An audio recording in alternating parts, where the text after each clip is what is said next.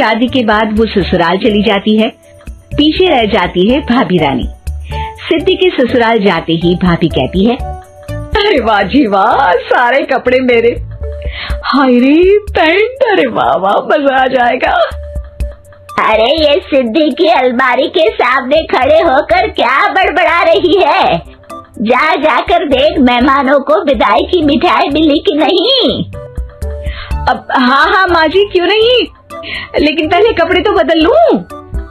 अब रानी आ जाती है सिद्धि के उन कपड़ों में जो वो ससुराल जाने से पहले घर छोड़ जाती है। अरे रानी, कुछ दिन रुक जाती। अरे ये तो सिद्धि बिटिया को मैंने ही दिया था, बड़ा ही फबता था उस पर, तुझ पर तो कुछ खास नहीं लग रहा। अब वो ना मेरे सारे कपड़े गीले थे तो सोचा पहन लूं। वैसे भी सिद्धि को कौन सा दिन पुराने आउटडेटेड कपड़ों को पहनना है। वैसे भी ये सूट तो मैंने तभी पहना था, वैसे खास है भी नहीं ये। हाँ ठीक है, लेकिन ना मेरी सिद्धि पर तो जमता था। सारे मेहमान चले जाते हैं और सिद्धि ससुराल से मायके पहली बार आती है। अपना घर, अपना कमरा, अपनी अलमारी। ये बोलकर जैसे ही सिद्धि अलमारी खोलती है तो सामने उसके कपड़ों की जगह कुछ और ही रखा होता है। माँ, ओ माँ, जरा कमरे में तो आना। सास और रानी वहाँ पहुँच जाते हैं। रानी ने पहनी होती है सिद्धि की जींस और टी शर्ट। अरे भाभी, ये क्या? ये तो मेरी बड़ी ही महंगी टी शर्ट है, इसे आपने घर में क्यों पहनी है? अरे बहुत मिलती है दीदी ये चौक की मार्केट में, 150 में। ओ भाभी प्लीज, ये एरोपोस्टल है, 2000 की एक टी शर्ट। ओह, 2000 में तो दीदी 4 साड़ी आ जाए। अब क्या बोलूं भाभी, ये मेरी अलमारी में छोटू के कपड़े, तो मेरे कपड़े कहाँ हैं? मेरी अलमारी में।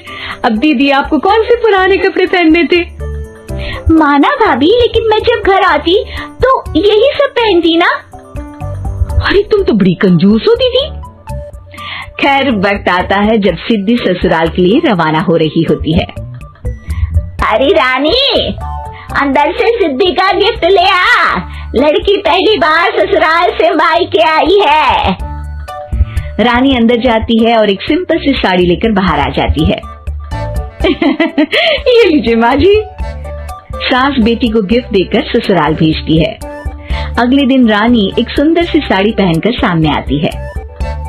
अरे रानी, ये तो वो साड़ी है जो मैंने सिद्धि को देने के लिए दी थी जब वो ससुराल ले जाती, लेकिन ये तूने कैसे पहन ली?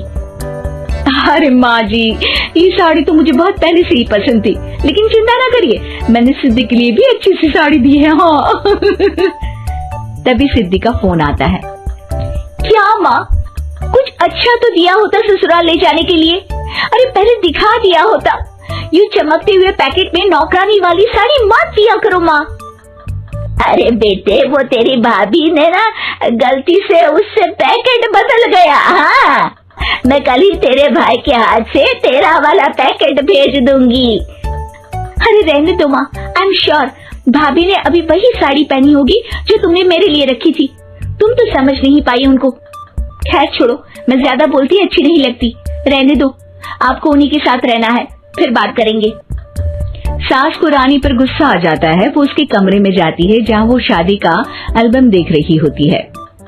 रानी, मार्केट जाकर एक ऐसी ही साड़ी लेकर आ, कल प्रतीक जाकर सिद्धि के घर दे आएगा।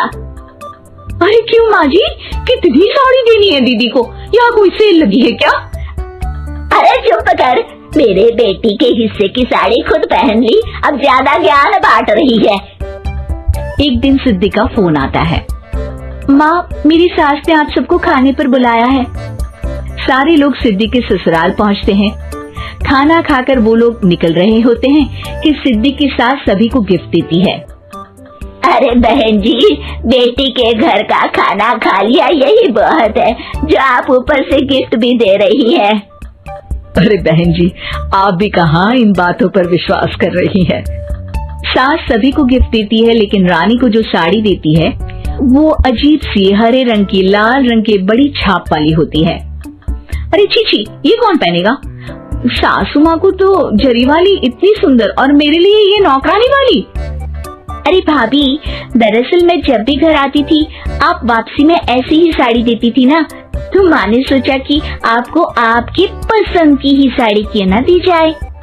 बेचारी रानी, बोलती भी तो क्या। सिद्धि और सास रानी का चेहरा देखकर हंसने लगती है, तो रानी समझ जाती है कि अपने ही बिछाए जाल में वो फंस चुकी है।